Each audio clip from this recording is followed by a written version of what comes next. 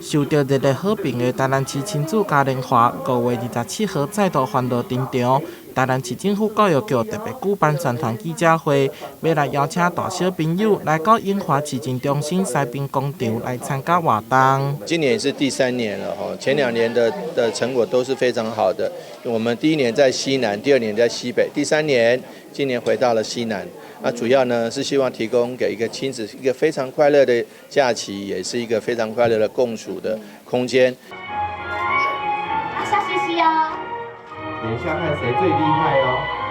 叮叮的时候转一转，转一转。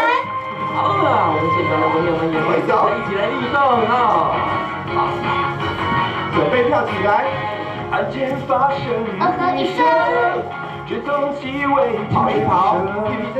宣传记者会邀请到高人气的香蕉哥哥、Kiwi 姐姐以及趣味的孟加加小电台，甲2年国小幼儿园高中的小朋友，带来精彩演出，让人更加期待亲子嘉年华的精彩节目。台南就是很多好吃的，所以我们就是可以增加练舞的动力。对，然后心情会很好，因为来这边都会吃到很好吃的美食，而且最特别的是，今年我们也会准备特别的表演，要呈现给大家，很神秘、很精彩。当天将设置超过30个单位，提供趣味参观，在舞台顶进行热烈表演，甲有奖竞答等活动，并结合市府各局处进行育儿资讯等宣导，要来打造专属亲子佚佗的户外活动空间。